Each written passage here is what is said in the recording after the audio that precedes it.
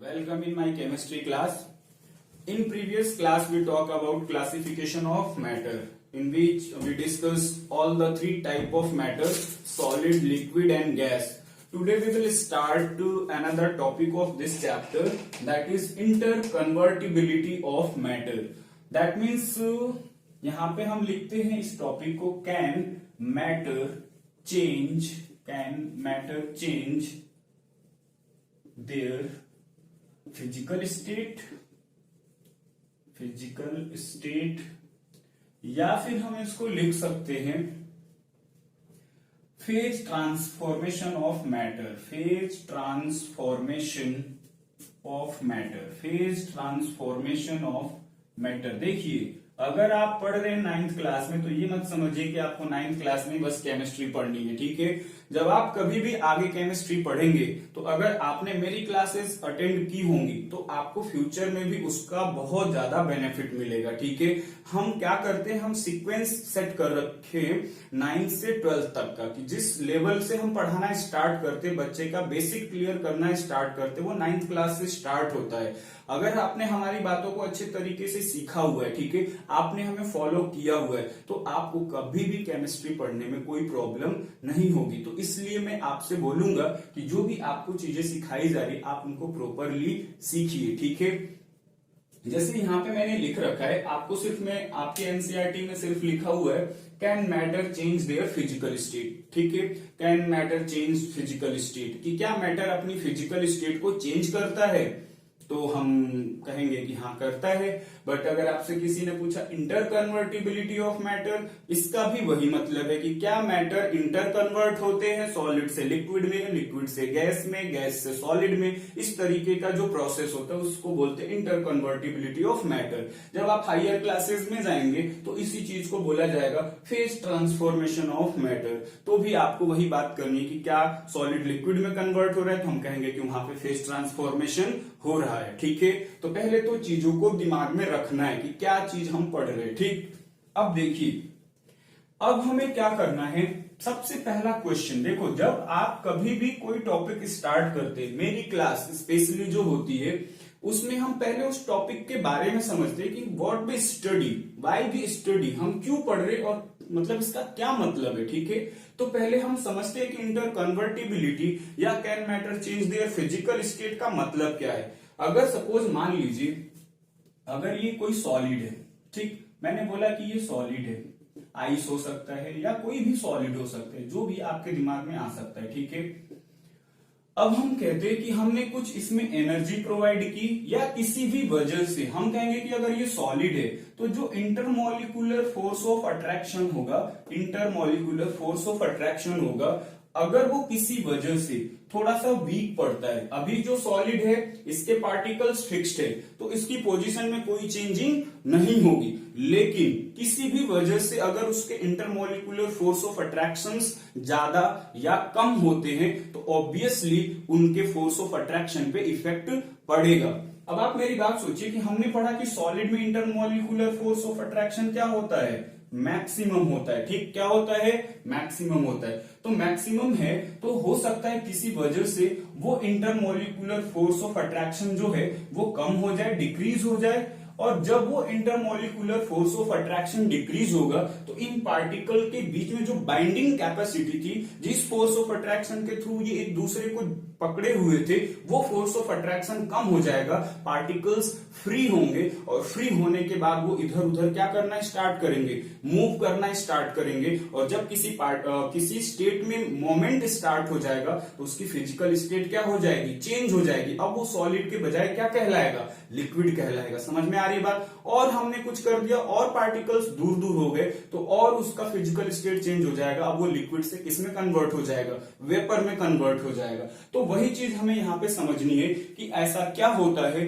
जिसकी वजह से किसी भी मैटर का फिजिकल स्टेट क्या हो जाता है, चेंज हो जाता है। तो वही चीज हम यहाँ पे समझने की कोशिश करेंगे अभी, ठीक है। तो पहले तो हमारे दिमाग में ये आता है कि किस तरीके से हम किसी भी मैटर की फिजिकल स्टेट को चेंज कर सकते हैं। तो जब किसी भी मैटर के फिजिकल स्टेट में कोई चेंजिंग आएगी तो ऑब्वियसली वहां पे इंटरमोलिकुलर फोर्स ऑफ अट्रैक्शन या तो ज्यादा होगा या तो कम होगा। अगर गैसेस पार्टिकल्स हैं तो उनके बीच में इंटरमोलिकुलर फोर्स ऑफ अट्रैक्शन बहुत कम होता है, लेकिन अगर हम किसी वजह से उनको नजदीक लाएं और नजदीक जैसे आएंगे उनके बीच का इंटरमोलिकुलर फोर्स ऑफ अट्रैक्शन बढ़ेगा, और जब बढ़ेगा तो उनकी फिजिकल स्टेट क्या हो जाएगी, चेंज हो जाएगी। अब उस गैस से किसमें आ जाएंगे, लिक्विड में, और उसी तरीके से और ज्यादा पास आ गए तो फिर वो सॉलिड में। यानी कि कोई ना कोई रोल प्ले कर रहा होगा उनके इंटरचेंजिंग ऑफ फिजिकल स्टेट्स पे। तो उनके बारे में भी हम पढ़ेंगे कि ऐसा कौन सा फैक्टर होता है जो मेनली रिस्पॉन्सिबल होता है मैटर के फिजिकल स्टेट को चेंज करने के लिए। तो आई थिंक इतनी बात आपको समझ में आई होगी कि किस तरीके से किसी सब्सटेंस का फिजिकल स्टेट चेंज होता है। ठीक, तो जैसे हमने यहां पे लिखा सॉलिड, ठीक, सॉलिड आपका लिक्विड में भी कन्वर्ट हो सकता है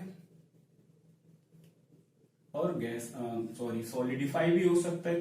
तो सॉलिड को अगर हम लिक्विड में चेंज करेंगे, अभी हम बता रहे हैं क्या करना है इसमें आपको, ठीक है। ये 3 फिजिकल स्टेट्स है, ठीक। अगर हम यहाँ पे बात करते सॉलिड को लिक्विड में कन्वर्ट करने के लिए तो हमें वहां पे हीट करना पड़ेगा उसको, ठीक है। अगर हमें किसी लिक्विड को गैस में कन्वर्ट करना पड़ेगा तो आपको पता है क्या करना पड़ेगा, हीट करना पड़ेगा। क्यों? क्योंकि उनके जो strong intermolecular force of attraction से जब तक वो ब्रेक नहीं होंगे तब तक वो लिक्विड में कन्वर्ट नहीं होगा और वो लिक्विड से गैस में। और उनके मोलिकुलर फोर्स ऑफ अट्रैक्शन को ब्रेक करने के लिए हमें क्या करना पड़ेगा, हीट प्रोवाइड करना पड़ेगा, ठीक। उसी तरीके से अगर गैस से लिक्विड में लाना है तो हमें कूल करना पड़ेगा, यहां पे भी क्या करना पड़ेगा, कूल करना पड़ेगा, यानी टेम्परेचर कम करना पड़ेगा। क्लियर है? तो एक फैक्टर हमें मिला क्या, temperature. Temperature play a very vital role to determine the physical state of matter like water. You can consider water exists in 3 physical state, ice in solid state, liquid water आपका हो गया liquid form में, फिर आपका vapour form में, ठीक है, ठीक है। तो ये 3 फिजिकल स्टेट्स है। तो डिपेंड करता है कि वो जब 0 डिग्री सेल्सियस पे होगा तो आइस के फॉर्म में होगा, ठीक है। अगर हम बॉईल करेंगे वेपर में कन्वर्ट होगा 100 डिग्री सी के बाद, ठीक है। और अगर वो इनके बीच में रहेगा 0 डिग्री सेल्सियस से लेके 100 डिग्री सेल्सियस के बीच में तो वो लिक्विड स्टेट में एग्जिस्ट करेगा। तो यानी कि हमारे पास जो भी सब्सटेंसेस होते हैं उनकी 3 फिजिकल स्टेट्स होती है, जो भी है solid, liquid and gas. Clear है इतनी बात? तो हम समझेंगे कि टेम्परेचर किस तरीके से किसी भी मैटर के फिजिकल स्टेट को अफेक्ट करता है और उसकी वजह से मतलब जो चीजें होती हैं कैसे उसका स्टेट चेंज हो जाता है, ठीक है। तो यहाँ पे मैं समझा देता हूं आपको। देखिए समझाना क्या है मुझे एक्चुअली कि टेम्परेचर की वजह से किसी भी मैटर की फिजिकल स्टेट कैसे चेंज होती है, ठीक है। एक चीज मैंने आपको पढ़ाया था, आप ध्यान दीजिए जरा, कि मैंने बोला था कि जो काइनेटिक एनर्जी होती है, kinetic energy is directly proportional to temperature.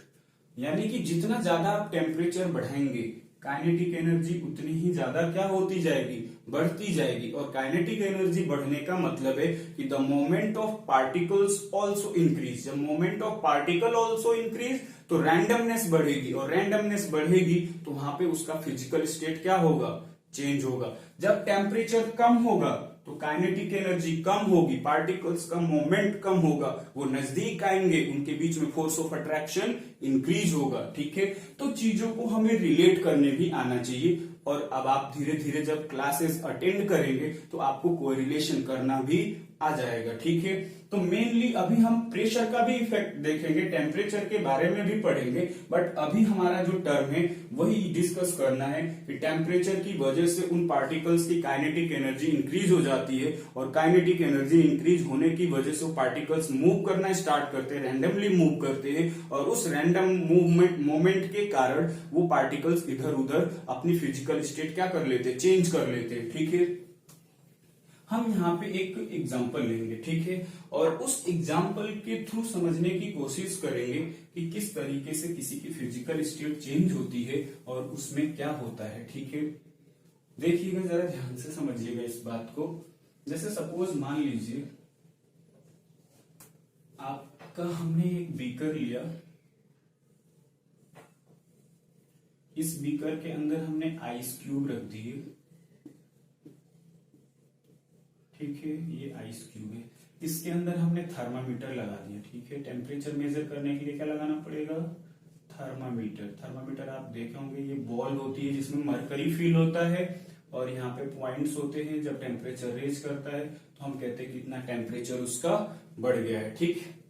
अब मेरे कहने का मतलब यहाँ पे ये है कि ये आइस है, तो ऑब्वियस सी बात है कि वो सॉलिड स्टेट में होगा और उसका टेम्परेचर 0 डिग्री सेल्सियस होगा, आइस है तो, ठीक है। लेकिन जब हम इसको सराउंडिंग में रख देंगे, बाहर कहीं रख देंगे, तो वो हीट को गेन करेगा और वो मेल्ट होना स्टार्ट होगा, ठीक है। देखिए अब यहाँ पे आप सोचेंगे कि जब ये मेल्ट होना स्टार्ट हुआ तो क्या उसी टाइम पे इसके अंदर टेम्परेचर बढ़ना स्टार्ट हो जाएगा? नहीं, जब तक कि सारे आइस पार्टिकल्स जो आइस क्यूब्स है वो सारे के सारे मेल्ट होकर लिक्विड में नहीं कन्वर्ट हो जाएंगे, तब तक इस जो आपका स्केल है जिसपे हम थर्मामीटर पे टेम्परेचर मेजर करेंगे उस पे रीडिंग नहीं आएगी।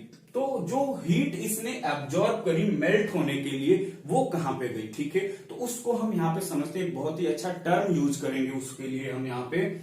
तो होता क्या है एक्चुअली कि जो भी, जैसे मान लीजिए ये आइस है, ठीक है, इस आइस को मेल्ट होने के लिए हमने टेम्परेचर प्रोवाइड किया, या खुद ऑटोमेटिकली आपका मेल्ट होगा, जो भी बाहर का टेम्परेचर होगा उस टेम्परेचर की वजह से वो मेल्ट होना स्टार्ट होगा। लेकिन तब भी इस जो थर्मामीटर है इसका टेम्परेचर रेज नहीं होगा, ठीक। वो इसलिए नहीं रेज होता है कि जो उस पार्टिकल के बीच में इंटरमोलिकुलर फोर्स ऑफ अट्रैक्शन होता है, उस इंटरमोलिकुलर फोर्स ऑफ अट्रैक्शन को जब तक ब्रेक नहीं किया जाएगा तब तक वो लिक्विड में कन्वर्ट नहीं होगा। तो जब तक वो लिक्विड में कन्वर्ट होता है तब तक वो पूरा सब्सटेंस वो हीट को क्या करता है, एब्जॉर्ब करता है, और उस हीट को जो वो एब्जॉर्ब करेगा उस हीट को हम कहते हैं लैटेंट हीट। क्या कहते हैं? Latent heat. समझना इस बात को। अभी हमने बोला कि जब आपने आइस क्यूब लिया तो आइस क्यूब जब टेम्परेचर मिलेगा तो मेल्ट होना स्टार्ट होगा, क्योंकि उसका टेम्परेचर था 0 डिग्री सेल्सियस। 0 डिग्री सेल्सियस से जब टेम्परेचर बढ़ेगा तो वो मेल्ट होना स्टार्ट होगा। लेकिन ये नहीं कि उसमें जो थर्मामीटर है वो रीडिंग इंक्रीज करना शो करेगा, ठीक है।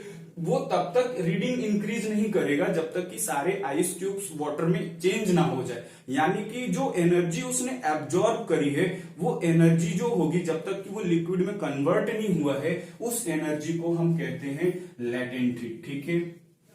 अब यहाँ पे एक टर्म हम यूज करेंगे इसी से रिलेटेड, वो टर्म होगा आपका यहाँ पे कि अगर हम जो भी यहाँ पे टर्म लिए हुए हैं सॉलिड, सॉलिड से वो किसमें कन्वर्ट हो रहा है, लिक्विड में। तो जब कोई भी कंपोनेंट अपने फिजिकल स्टेट सॉलिड से लिक्विड में कन्वर्ट होता है तो हम उसको कहते हैं फ्यूजन। क्या कहते हैं? फ्यूजन। टर्म को याद रखना है कि जब कोई भी सब्सटेंस सॉलिड से लिक्विड में कन्वर्ट होगा तो उसको हम कहेंगे फ्यूजन। और उस फ्यूजन के टाइम के पहले जो भी हीट उस सब्सटेंस ने एक्सेप्ट करा है, जब तक कि वो आइस के फॉर्म में था, कंप्लीटली लिक्विड में नहीं कन्वर्ट हुआ था, जितनी भी हीट उसने एब्जॉर्ब करी उसी हीट को हम कहते हैं latent heat of fusion.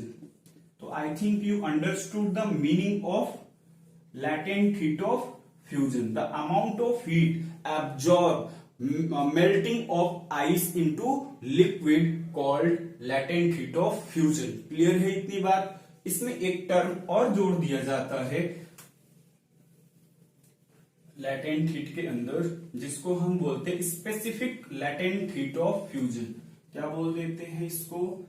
Specific latent heat of fusion, ठीक है। तो स्पेसिफिक हम तब बोलते हैं जब हम पर यूनिट मास के लिए डिसाइड कर ले कि 100 ग्राम ये सब्सटेंस है और इसमें इतनी हीट एब्जॉर्ब हुई है, तब जाके ये आइस लिक्विड में कन्वर्ट हुआ है, तो हम उसको बोलते हैं specific latent heat of fusion. यानी कि जब मास फिक्स्ड हो 1 यूनिट मास या पर यूनिट मास के लिए कि इतने मास के लिए हम इतनी एनर्जी या इतना हीट उसमें डालते हैं, तो उसको हम बोलते हैं specific latent heat of fusion. Is it clear? इसी के अंदर अब जैसे मान लीजिए ये पूरा लिक्विड हो गया और आपने टेम्परेचर कंटिन्यूअसली देना स्टार्ट किया है, तो जैसे ही इसका टेम्परेचर 100 डिग्री सेल्सियस होगा ये लिक्विड बॉयल करना स्टार्ट करेगा। लेकिन क्यों नहीं वो उसके नीचे जो टेम्परेचर था 80 डिग्री 70 डिग्री उस पे बॉयल करना स्टार्ट हुआ।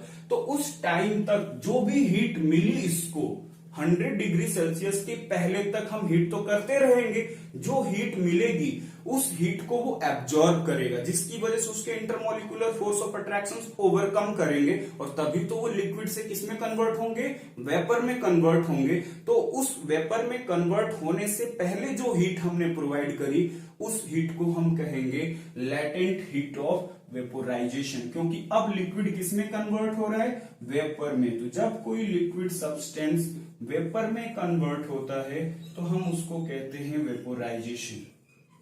ठीक है, क्या कहते हैं, वेपोराइजेशन। और उसमें जो हीट होती है लैटेंट हीट, उसको हम कहेंगे लैटेंट हीट ऑफ फ्यूजन। और अगर वो पर यूनिट मास के लिए है तो हम कहेंगे specific latent heat of fusion.